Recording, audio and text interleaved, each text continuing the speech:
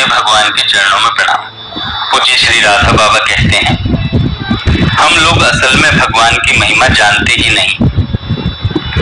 जानते होते तो उन भगवान का साक्षात्कार करके उनके साथ तरह तरह के नित्य नए प्रेम का व्यवहार करने वाले महापुरुष को देखकर जीवन की ऐसी विलक्षण दशा हो जाती कि उसका वर्णन करना असंभव है। आप विचार करें, भारतवर्ष के मुख्यमंत्री से मिलकर जब कोई आदमी बंगले से बाहर आता है और वह यदि किसी से हाथ मिला लेता है अथवा किसी की ओर थोड़ा मुस्कुरा देता है तो वह आदमी समझता है मानो हम तो बस निहाल ही हो गए। तथा कहीं वह किसी को मोटर में साथ बैठा ले, उस समय तो उसके गौरव की, उसके मन में अपने ऊंचे होने की भावना की जो तरंगें उठती हैं उसकी कोई सीमा नहीं है। अब भला ऐसे ऐसे अनंत मुख्यमंत्री ही नहीं, अनंत ब्रह्मांड जिसके इशारे से एक क्षण में पलक मारते मारते बन जाते हैं और दूसरे क्षण नष्ट हो जाते हैं, वह अखिल ब्रह्मांडपति स्वयं जिसके सामने आकर अत्यंत प्रेम से बातें करें, उनके साथ तरह तरह की लीला करें, तो ऐसे पुरुष से बढ़कर जगत में और कौन है। मान ले कोई महापुरुष है, वह एकांत कमरे में बैठा भगवान से बातें कर रहा है। उसी समय आप आए, बाहर से पुकारा और पुकारते ही वह महापुरुष आपसे बड़े प्रेम से कहे, आओ पधारो। अब यदि आप रत्ती भर भी इस बात का महत्व जानते तो फिर ऐसा अनुभव होता कि जगत में हमसे बढ़कर कोई भाग्यवान नहीं है। अशांति की तो छाया भी आपको नहीं छू सकती और मन उस अतुलनीय आनंद से निरंतर इस प्रकार भरा रहता कि जगत आपको देखकर दंग रह जाता।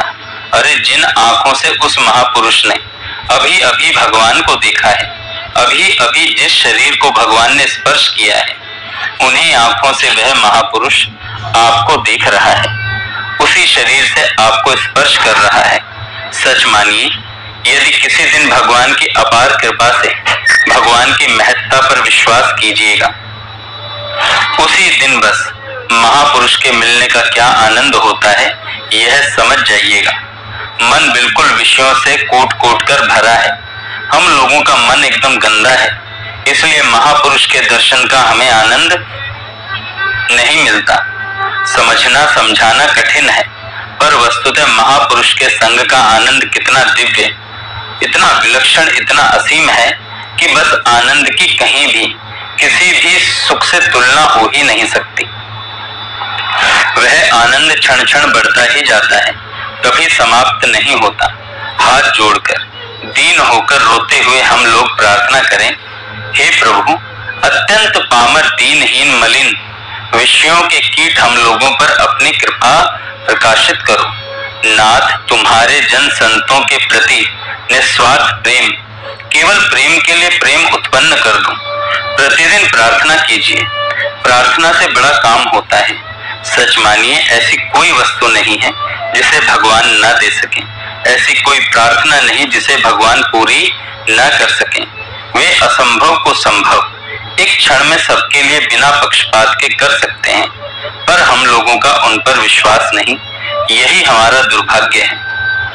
हरि से लागा रहो रे भाई, तेरी बनत बनत बने जाएगी। जिस अपार कृपा से, अहेतु की कृपा से आप यहाँ पारमार्थिक पवित्रतम वातावरण में आ पहुंचे हैं, उसी की अपार कृपा निश्चय ही बिना किसी भी शंका संदेह के आपके आगे का रास्ता भी तय करा देगी। भक्त भारतेंदु बाबू का एक पद है कि जो हम बुरे होए नहीं चूकत, नित ही करत बुराई, तो तुम भले होए छाड़त हो काहे नाथ भलाई। नाथ, मैं बहुत बुरा हूँ, बुरा करना मेरा स्वभाव है। मैं नित्य निरंतर बुराई ही करता रहता हूँ, बुराई करने से कभी नहीं चूकता, अपना स्वभाव मैं नहीं छोड़ता। तब मेरे नाथ, तुम भले होकर अपना स्वभाव क्यों छोड़ते हो? तुम्हारा स्वभाव तो भला करना है ही, फिर तुम भी अपना स्वभाव मत छोड़ो। जय श्री राधे।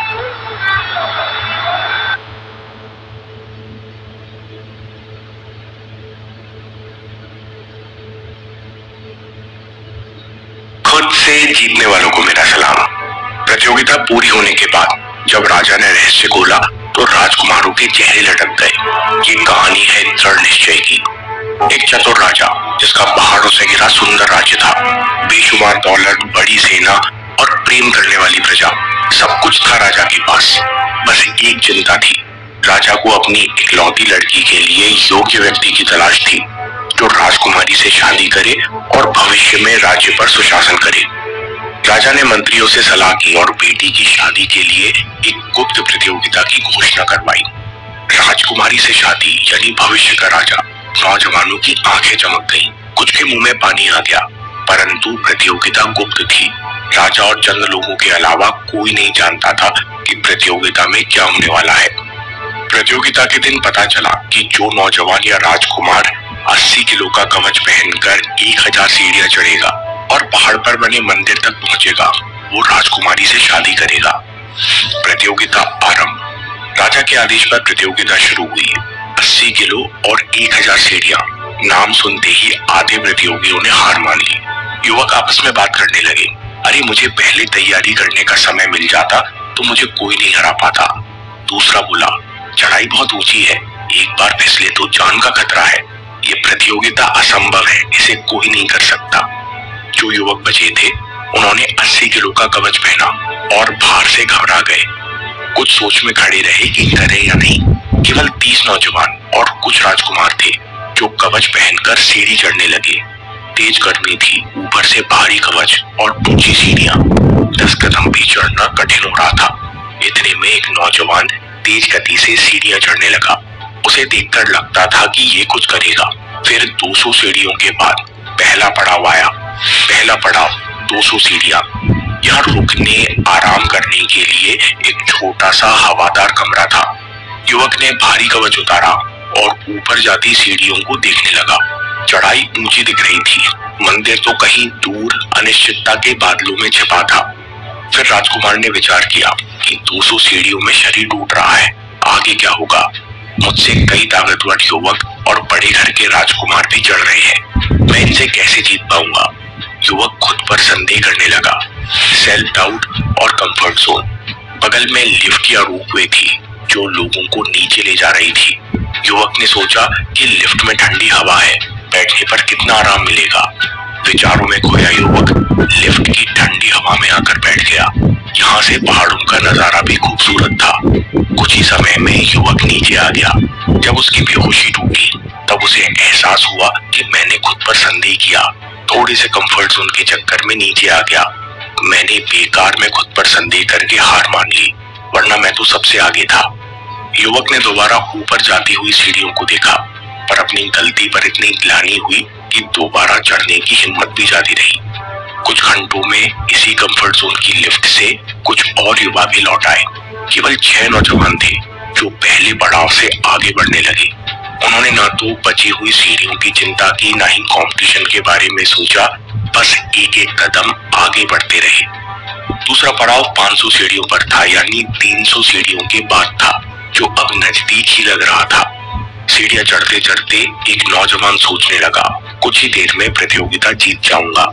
सुंदर राजकुमारी से मेरी शादी होगी, मैं राजकुमार बनूंगा। एक दिन ये मंदिर, ये राज्य, सब कुछ मेरा होगा। जैसे ही नौजवान लालच की कल्पनाओं में बेसुध हुआ, वैसे ही उसका प्रेजेंट मूवमेंट से ध्यान हटा। नौजवान का पैर फिसला और सीढ़ियों से लुढ़कते हुए नीचे आ पहुंचा। उसे गंभीर चोट लगी। दूसरे पड़ाव पर पहुंचने के बाद 3 लड़के बातें करने लगे। ये कितना ताकतवर था, फिर भी गिर गया, पता नहीं कितनी हड्डी टूटी होंगी। वे मन ही मन डरने लगे, ये प्रतियोगिता बहुत खतरनाक है, जीतेंगे तो तब जब जान बचेगी। बस यही सोचते हुए वे तीनों रोपवे से नीचे आ गए। पर नीचे पहुंचते ही उन्हें महसूस होने लगा कि डर के कारण हार मान ली। मन ही मन खुद को कोसने लगे।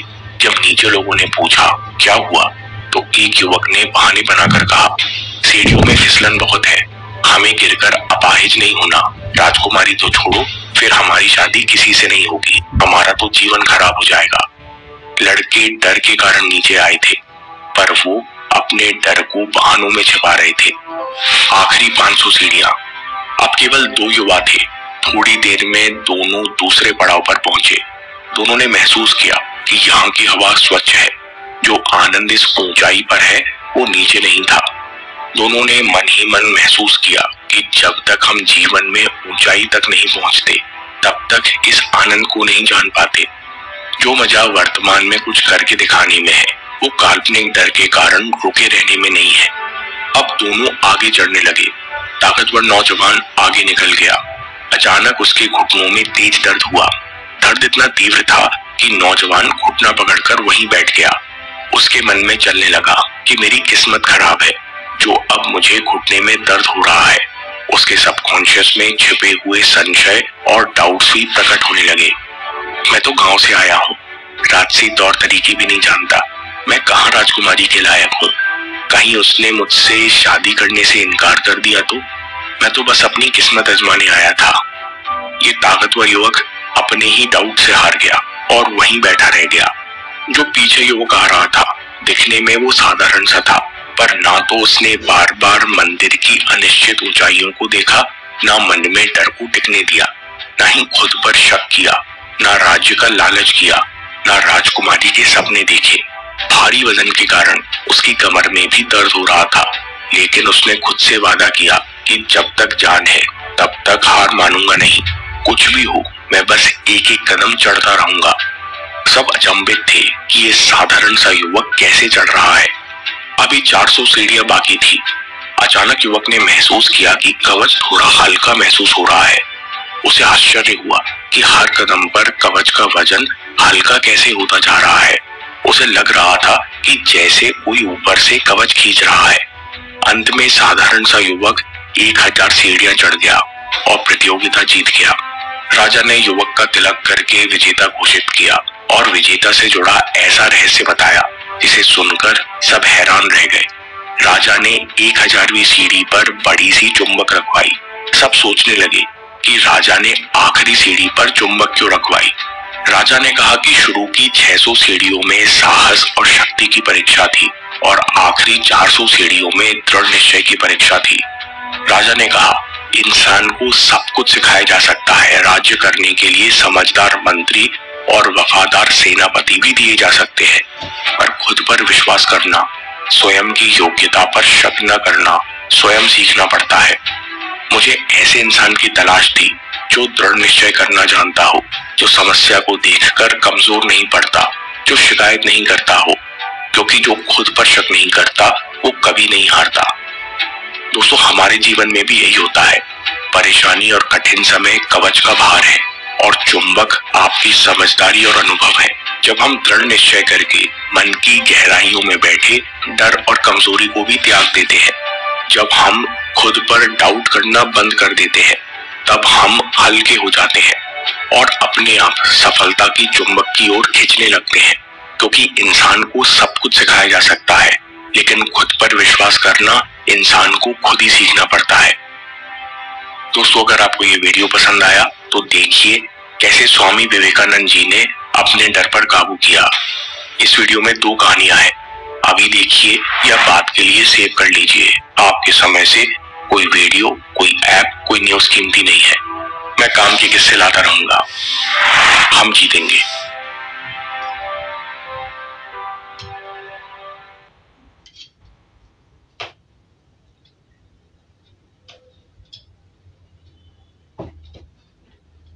किसी के मन की बात जानने के 3 तरीके होते हैं। ये 3 तरीके बड़े ही सिंपल है।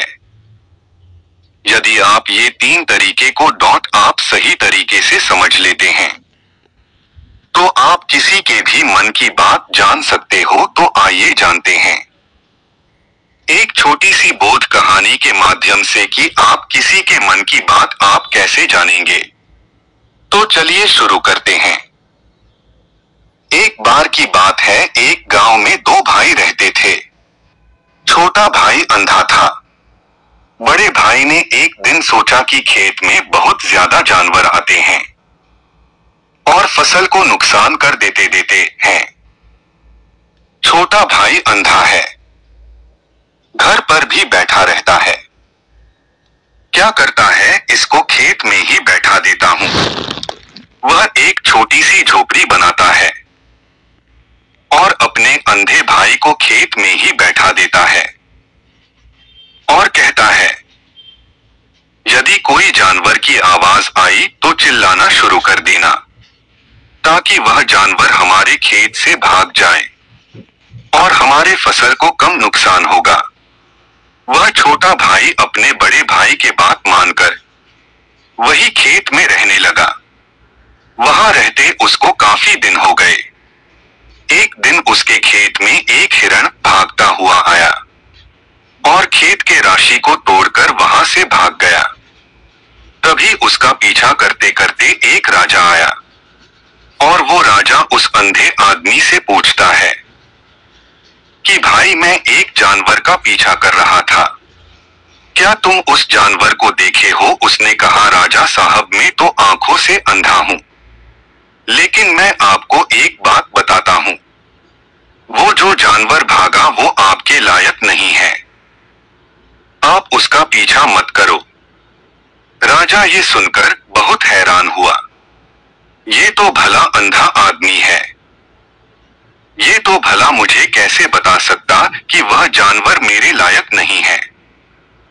क्यों भाई, क्या बात हुई? तुमने ऐसा क्या देख लिया उस जानवर में कि वो जानवर मेरे लायक नहीं है, मेरे शिकार के लायक नहीं है? तभी वह अंधा आदमी कहता है, राजा साहब, वो हिरन नहीं है, हिरनी है, और वह गर्भवती है, और कभी गर्भवती हिरण का शिकार कभी कोई राजा नहीं करता है, इसीलिए वह आपके लायक नहीं है। अब वह राजा और हैरान रह गया। राजा ने सोचा, यह तो अंधा आदमी है, इसको भला कैसे पता चल गया कि वह हिरण गर्भवती है?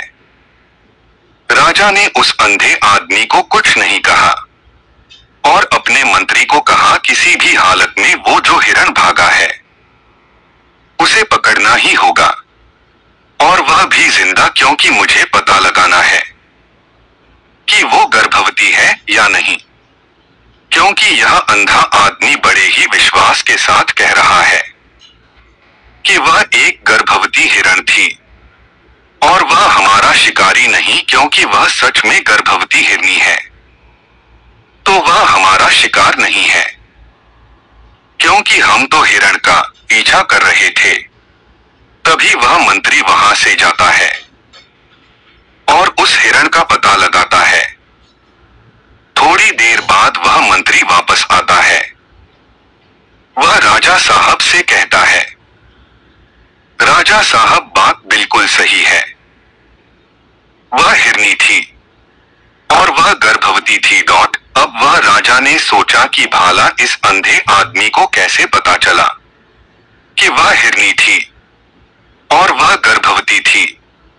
यह तो अंधा है। अगर कोई आदमी अंधा भी नहीं होता है तो भी कैसे पता चल जाता है कि हिरनी गर्भवती है? यह तो बड़ा पाप है और मुझे इस बात को तो जाना ही है। इस आदमी ने कैसे पता लगाया?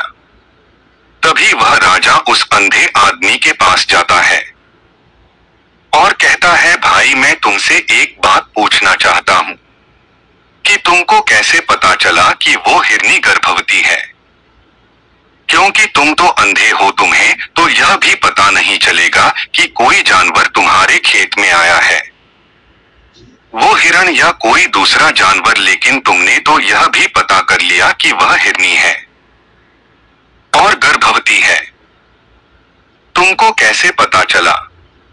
तभी वह आदमी आता है, राजा साहब, जब आप उस हिरण का पीछा कर रहे थे, वह भागती हुई मेरे खेत में आई। मेरे खेत में जो रस्सी है वो इतनी ऊंची नहीं है, बहुत छोटी है। यदि कोई हिरण होता तो उसको फांद कर चला जाता, लेकिन ये जो हिरानी थी वो रस्सी को तोड़कर भागी, क्योंकि यदि वह कूद कर जाती तो उसके बच्चे को या उसको नुकसान हो सकता था। और इस बात पर मैंने पता लगा लिया कि वह गर्भवती थी, इसीलिए वो हिरनी रस्सी तोड़कर निकल गई। तभी राजा को समझ आया कि ये आदमी भले अंधा है, लेकिन ये तो बड़ा ज्ञानी है, इस आदमी से कुछ काम निकलवाना चाहिए।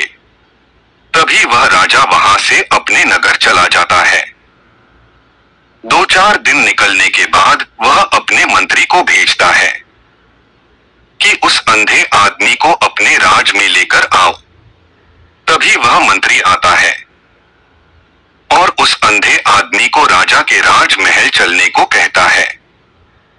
अंधे आदमी को पता था कि राजा जरूर।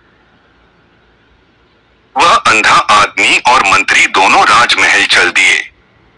जब वह महल गया तो राजा साहब ने एक सवाल पूछा, आप तो बड़े ज्ञानी हैं, आपको किसी बात को पता लगाने में ज्यादा टाइम नहीं लगता, तुम मुझे ये बताओ कि मेरी पत्नी पतिव्रता है या नहीं। तभी वह आदमी कहता है, राजा साहब जाने दीजिए, इन बातों में कुछ भी नहीं रखा है। आपकी शादी को कितने साल हो गए, अब आपको इस बात को जानना है। राजा ने कहा, नहीं, मुझे इस बात को जानना है, तुम मुझे बताओ, नहीं तो तुम्हें सजा मिलेगी।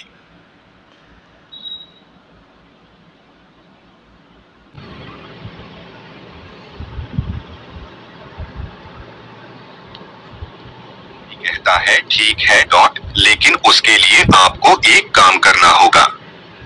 आपको अपनी पत्नी को एक कमरे में मेरे साथ अकेले छोड़ना होगा। तभी वह राजा इस बात पर राजी हो जाता है और अपने पत्नी को और उस आदमी को एक कमरे में छोड़ देता है। तभी वह अंधा आदमी कहता है, आप मेरी एक उंगली को पकड़िए। इस बात पर वह रानी बहुत गुस्सा हो गई और उस अंधे आदमी को पकड़ पकड़ कर पीटने लगी।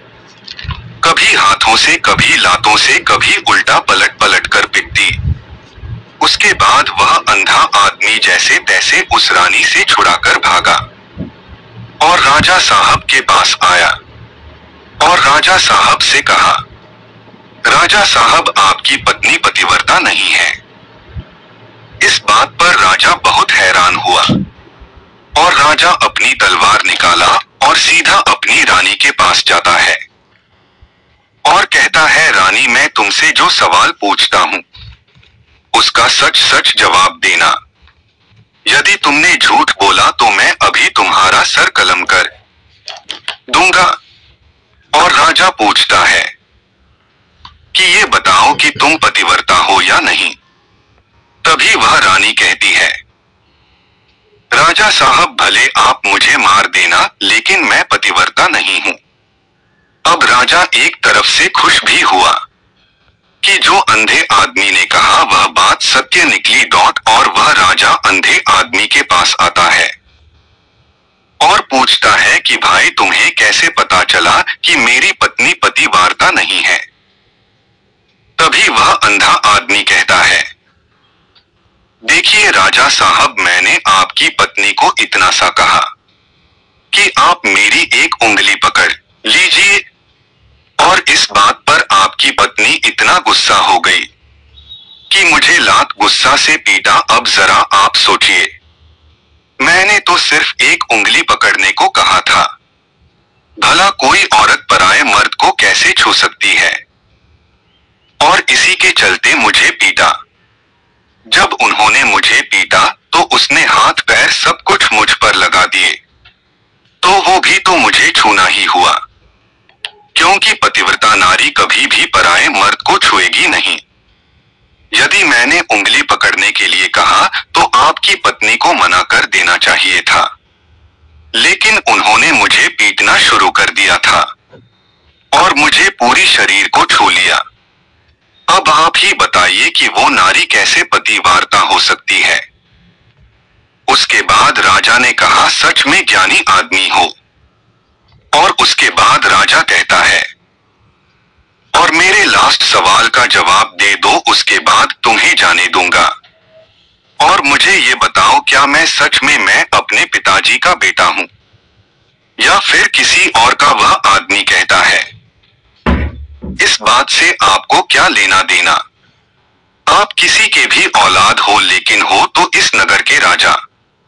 राजा ने कहा कि पूरी जिंदगी यह बात भटकती रहेगी, इसलिए इसका जवाब मुझे दे दो, उसके बाद भले तुम चले जाना।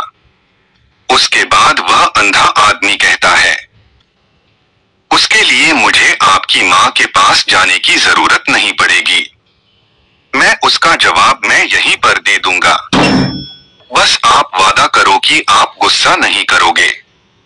राजा ने कहा, नहीं, मैं गुस्सा नहीं करूंगा, जो भी सही बात हो वो तुम मुझे बताओ। उसके बाद वह अंधा आदमी कहता है, राजा साहब, आप हो तो अपने पिता का ही पुत्र, लेकिन आपके ऊपर एक कंजूस सेठ की छाया पड़ी हुई है। उसके बाद वह राजा और गुस्सा हो गया और अपनी तलवार निकालकर अपनी माँ के पास जाता है और कहता है, माँ, जो भी बात हो वो मुझे सच सच बताना। यदि तुमने सच नहीं बताया तो मैं यहीं पर आत्महत्या कर लूंगा। मुझे ये बताओ कि क्या मैं सच में अपने पिता का पुत्र हूँ? उसके बाद माँ कहती है, बेटा, तू है तो अपने पिता का ही पुत्र, लेकिन तुम्हारे ऊपर एक कंजूस सेठ की छाया पड़ी हुई है। मैं एक बार नहाने के बाद एक बार अपना मुंह कांच में देख रही थी।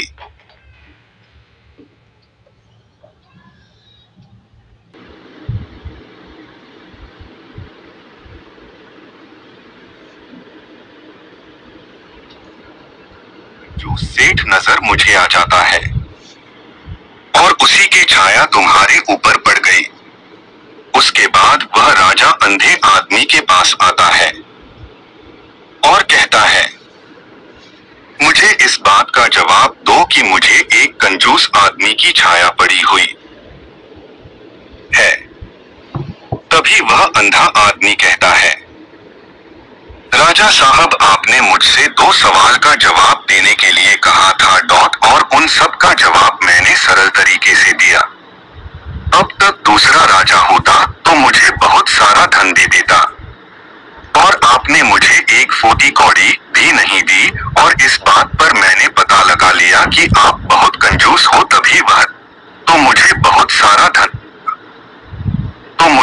सारा धन दे देता, और आपने मुझे एक फूटी कौड़ी भी नहीं दी, और इस बात पर मैंने पता लगा लिया कि आप बहुत कंजूस हो। तभी वह राजा मुस्कुराने लगता है और कहता है, आप जो भी मांगोगे मैं वह आपको दे दूंगा, लेकिन मुझे ये बताओ कि तुम्हें कैसे पता चल जाता है कि कोई बात गलत है या सही है? तुम किसी भी सवाल का जवाब कैसे ढूंढते हो? तभी वह अंधा आदमी कहता है, राजा साहब, मुझे इस बात का जवाब दो कि मुझे एक कंजूस आदमी की छाया पड़ी हुई है। तभी वह अंधा आदमी कहता है, राजा साहब, आपने मुझसे 2 सवाल का जवाब देने के लिए कहा था और उन सब का जवाब मैंने सरल तरीके से दिया। अब तक दूसरा राजा होता तो मुझे बहुत सारा धन दे देता, और आपने मुझे एक फूटी कौड़ी भी नहीं दी, और इस बात पर मैंने पता लगा लिया कि आप बहुत कंजूस हो। तभी वह राजा मुस्कुराने लगता है और कहता है, आप जो भी मांगोगे मैं वह आपको दे दूंगा, लेकिन मुझे ये बताओ कि तुम्हें कैसे पता चल जाता है कि कोई बात गलत है या सही है? तुम किसी भी सवाल का जवाब कैसे ढूंढते हो? तभी वह अंधा आदमी कहता है, राजा साहब, वैसे तो मैं अंधा हूँ, लेकिन मेरी आंखें होती तो मैं किसी के मन का बात जान सकता हूँ। मन की भी भाषा होती है, लेकिन आदमी के मन से देखा जाता है कि आदमी अपने मान से, अपनी आंखों से, अपने होठों से, अपनी जीभ से कैसे किया करता है। उसके आधार पर हम किसी के भी मान के बात जान सकते हैं, लेकिन मैं यह सब नहीं देख सकता, इसलिए मैं क्रिया से देखता हूँ। यदि मुझे कुछ जानना हो तो अगले आदमी को कुछ काम देना पड़ता है, और वह आदमी उस काम को कैसे करता है, किस तरीके से करता है, उस आधार पर मैं उसका पता लगा लेता हूँ कि उस आदमी के मन में क्या चल रहा है। उसके बाद वह अंधा आदमी राजा को कहता है कि राजा साहब, किसी भी आदमी के मन की बात जानने से पहले हमें अपने ऊपर काम करना होगा। और वो काम है अपने आप को शांत रखना, अपने मन को वर्तमान में लाना होगा। 3 जो तरीके हैं वो बड़े ही सिंपल है, लेकिन उससे पहले जो काम है, मन को एक आग्रह करना है। हम अपने मन को एकाग्रह कर देते हैं या फिर उसके वर्तमान में ले आते हैं, तो उसके बाद हम अगले की मन की बात जान पाते हैं।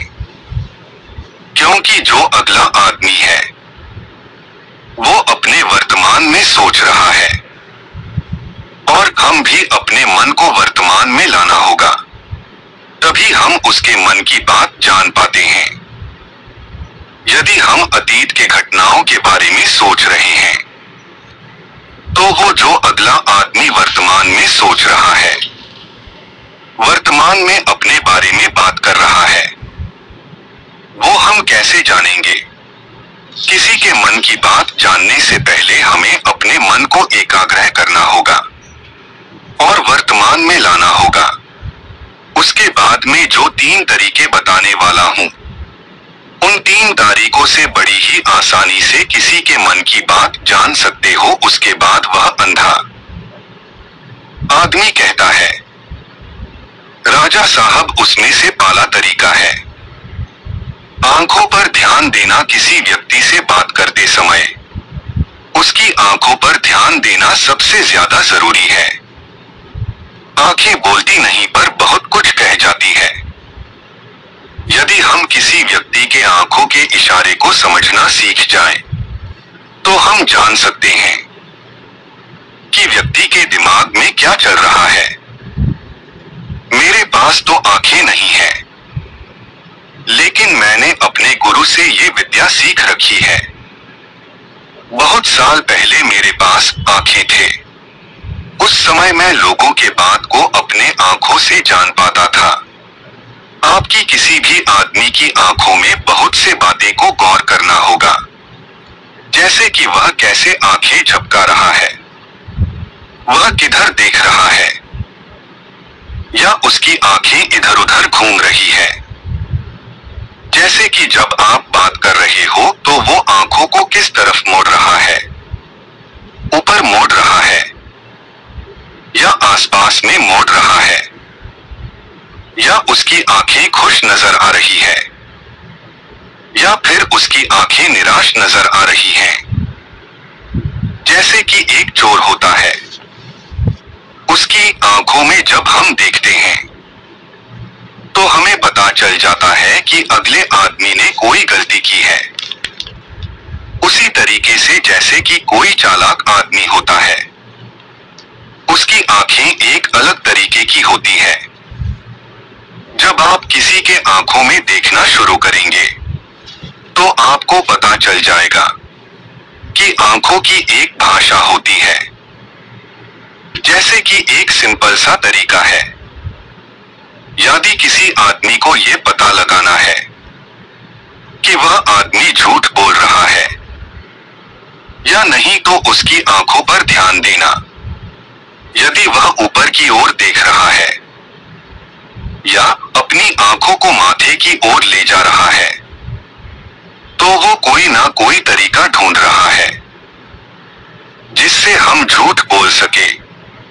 और एक तरीका और होता है, हम अगले आदमी को पूछ रहे हैं किसी बात को, और यदि वो हमसे झूठ बोल रहा है तो वो हमसे नजर नहीं मिला आएगा, वो इधर उधर देखेगा।